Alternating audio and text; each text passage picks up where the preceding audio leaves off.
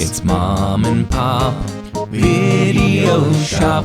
Welcome to Mom and Pop Video Shop. I am Joel. And I'm Tyson. And we are going to jump right into this one. This is our third December episode, and probably only one of two episodes that have anything to do with the holidays. It's my fault, because I just... We're not going to blame. We're not blaming people. Yeah. This isn't a time to blame. It's a time to celebrate, because I'm covering a movie from... I'd be curious to see if he knows this one. Well, I know he knows it, but if Do you I don't get guess any it. hints? Yes. All right, ready? I mean, I called Lethal Weapon dead. So. You did. Well, yeah, to be fair, kind of easy. That's low-hanging fruit. This one, though, also written by Shane Black, came out in 1996. Oh. And it has a holiday theme, obviously, because it's Shane Black and all this movies. Is it got Ben Affleck in it? Nope. Oh. What movie with Ben Affleck was from the... Maybe it's not Ben Affleck. Billy Bob Thornton? Nope. Okay. I was thinking of Reindeer Games. Oh, no. That wasn't written by Shane Black. No. Definitely not Reindeer Games. I don't know. I can't think of any mid-90s Shane Black projects. It is Long Kiss Goodnight. Good call. The Long Kiss Goodnight, starring Geena Davis and the one and only Samuel L. Jackson.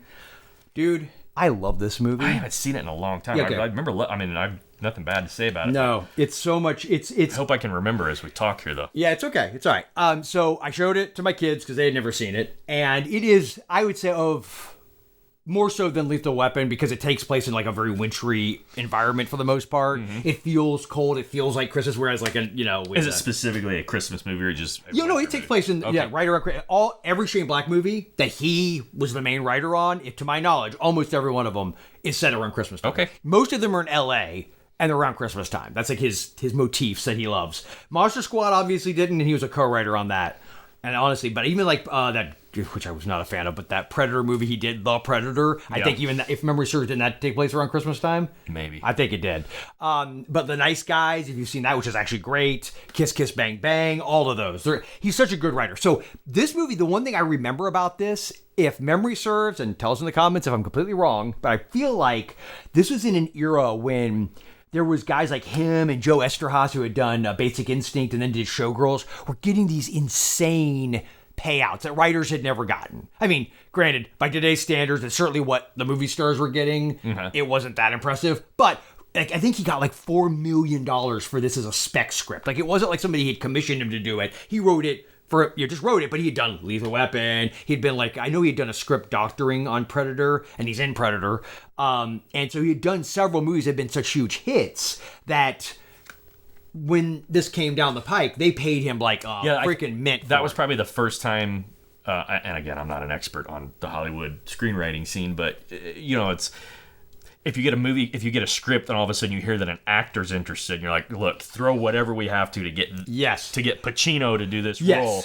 All of a sudden now you've got a writer. What made this unique? Wrote this, throw whatever you have to get a Shane Black project. Yes, exactly. It was more like that, but I think it was just one of those. A lot of times, the agents and they're able to just put it out on the market and then run the number up as high as they can, get studios biting at it, and they compete. And I just remember that being a big deal at the time, that it cost that much. No one had ever been paid that much for a spec script ever. So but from the back of the Blu-ray in this case, Samantha is a suburban mom who makes a killer lemon meringue pie.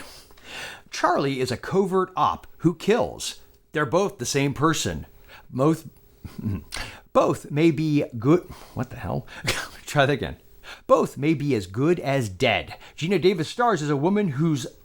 I can't even read today, man. Do you need your Cheetos again? I need my Cheetos. Geena Davis stars as a woman whose fading amnesia reveals her secret life as an elite government assassin, and Samuel L. Jackson portrays the low-rent detective helping her unlock her memory. All while, rogue agents scramble to bury Samantha/Charlie and her past. Renny Harlin, Die Hard 2, Cliffhanger, etc., Geena Davis. directs, and Shane Black, Lethal Weapon, scripts a full-tilt wallop of breakneck action, non-stop excitement, sealed with a kiss. Not sure why they said that at the end, but they did. This movie is a lot of fun. If you have never seen it, I highly recommend it. I don't want to give anything away, but it's like that mid-90s action where... One thing that's jumped out after watching this and Lethal Weapon, which of course was more late 80s, but it's still the same era, where they're just like this reckless abandon to like the gunplay. Like they don't even give a damn. Like there's no like they're in like public places and like the good guys are shooting as many pedestrians and civilians and just normies as the bad guys are. Right. It's like it jumped out at me. I was like, wow. I feel like, I guess what it is you go into these movies, anybody that goes into these movies and feels like they should be somehow reflecting reality in the world we live in, I'm sorry for you. I see them as pure fantasy. Like they're in an alternate reality that does not exist, where there's really no real consequences for doing abhorrent things. Collateral damage is not a thing. Yeah, totally. And I thought Geena Davis is great in this. The one scene I remember like better than anything is her in the kitchen. Oh yeah, that was really. I was a chef. I was a chef. Chefs do that.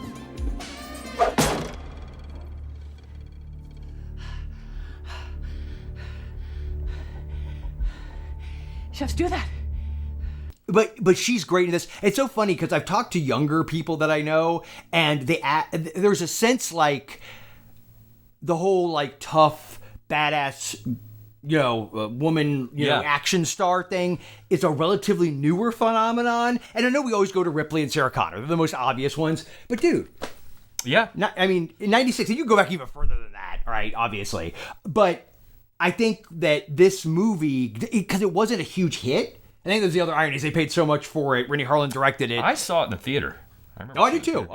I remember liking it. I've never disliked it. This is one of those movies. It's not one that's grown on me. I've always liked this movie. The more I see it, I need to see it again. It's a fun movie. Samuel L. Jackson is fun in it too, dude. His character is like this kind of sleazy detective, but he has a code. He's got an honor code. Like he could take advantage of certain situations and he doesn't. And he's cool. And it's Samuel L. Jackson. But he's always cool. But yeah, he finds out that he's in it.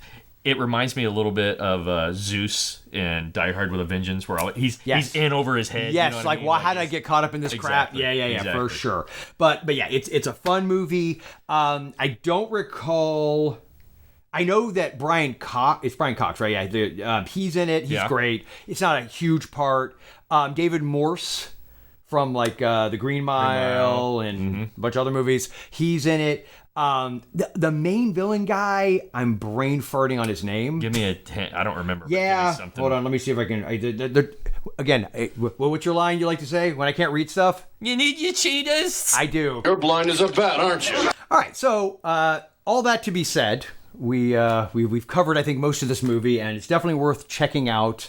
We want to say thank you to everybody who's subscribed to the channel. If you haven't already, please do. Yeah. Like, share, all that good stuff. We're trying to grow it slowly but surely. But every one of you that stuck around, we always appreciate forget to say hit the little alarm. Little bell. You know what's funny? On your phone, I don't know that you can get that option. At least I guess if you're using the app, you can. But if I go through my browser typically, so. But the point is, doesn't matter. We generally release a video every Monday. That's every Monday. Our rules. Yep. So and then other stuff throughout the week if it's available. So Mondays suck, but hopefully we can shine a little light on your otherwise dismal start. Yeah, it would make more sense if we were doing this on a Friday.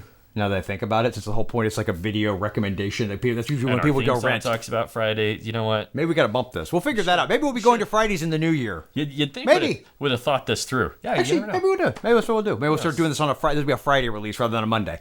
Or tell you in the comments. Let us know. Would you prefer these on Mondays or Fridays? Because I'm sure they got nothing better to do on a Friday night than to wait for schlubs like us. It would be in the morning. It'd be like you're on your lunch break and you're like, I got to go by the video store and get something for tonight. That's a good point. See? Because your Domino's and your girlfriend's cooling down in the 1994 Totally. We're trying to make this as accurate as possible. Exactly. By way of YouTube. So, anyway, Long Kiss Goodnight. Let us know your thoughts in the comments below. And until next time, remember at Mom and Pop's, our love of... Point of No Return with Bridget Fonda. It's a classic. The remake of La Femme Nikita. And it's got Bridget Fonda in it. I like the La Femme Nikita. Oh, they're both great. TV show, the series. Oh, yeah, that too. Yeah, exactly. Never stops. Ever. Mom and Pop's Video Show.